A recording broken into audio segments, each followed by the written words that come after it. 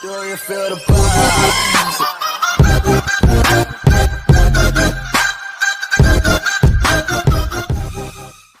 Assalamualaikum warahmatullahi wabarakatuh.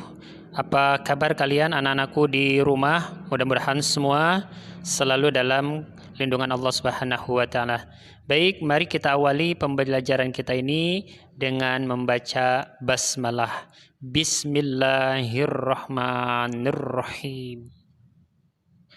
Baik anak-anakku, yang pertama kita bahas adalah tentang keadaan iklim. Tahukah kamu apakah iklim itu? Ya, iklim adalah keadaan rata-rata cuaca di daerah tertentu yang meliputi wilayah luas dalam periode yang lama, umumnya sekitar 30 tahun. Adapun yang disebut cuaca adalah keadaan udara rata-rata pada suatu saat di suatu tempat. Di permukaan bumi ini terdapat 4 macam iklim, yaitu sebagai berikut. Pertama, daerah iklim tropika. Kedua, daerah iklim subtropika. Ketiga, daerah iklim sedang. Dan yang terakhir, daerah iklim kutub. Berdasarkan letak astronomis pada garis lintangnya, Indonesia berada pada wilayah di antara 6 derajat lintang utara sampai 11 derajat lintang selatan. Kondisi astronomis tersebut menyebabkan Indonesia terletak pada kawasan beriklim tropika.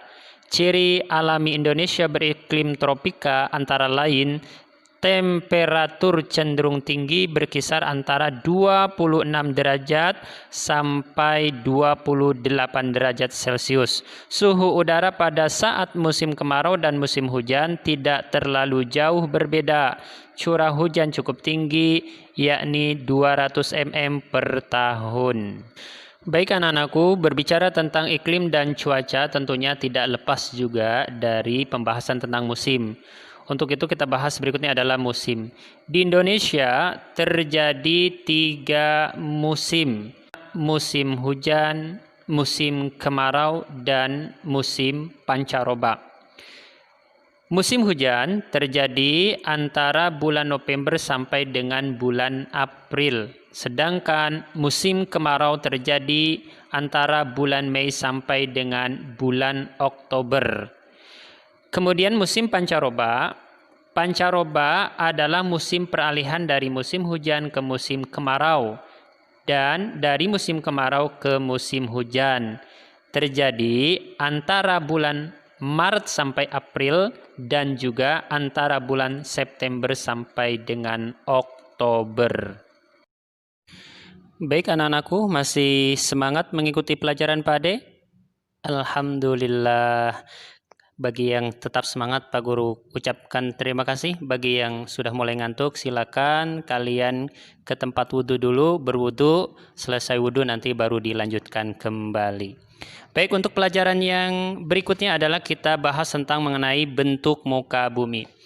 Tiap wilayah memiliki keadaan alam atau bentuk muka bumi yang berbeda-beda. Bentuk muka bumi adalah wujud permukaan bumi yang terbentuk secara alami. Bentuk muka bumi ada yang berupa daratan dan ada yang berupa perairan. Bentuk muka bumi ada yang melengkung ke atas, ke bawah, berbukit, bahkan menjulang tinggi membentuk gunung. Perhatikan gambar pada halaman 16. Pertama ada gunung atau pergunungan, lihat nomor 1. Kemudian nomor 2 dataran tinggi. Kemudian 3 jurang. Yang keempat ngarai. Kelima lembah dan yang keenam dataran rendah. Baik anak-anakku, pembahasan pertama ini kita bahas tentang daratan. Daratan merupakan wilayah di permukaan bumi yang berbentuk padat dan tidak digenangi oleh air. Yang termasuk wilayah daratan antara lain dataran rendah, dataran tinggi, gunung, pegunungan, tanjung, dan pantai. Tinggi atau rendahnya suatu tempat di daratan mengacu pada permukaan air laut. Baik anak-anakku, perhatikan peta berikut. Dataran rendah diilustrasikan dengan warna hijau, sedangkan dataran tinggi diilustrasikan dengan warna kuning. Baik anak-anakku, karena keterbatasan waktu, Pak Guru kira cukup sekian materi pada hari ini.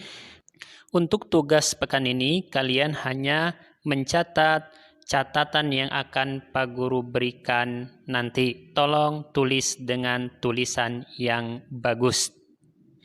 Tetaplah semangat walaupun belajar dari rumah. Terima kasih. Wassalamualaikum warahmatullahi wabarakatuh.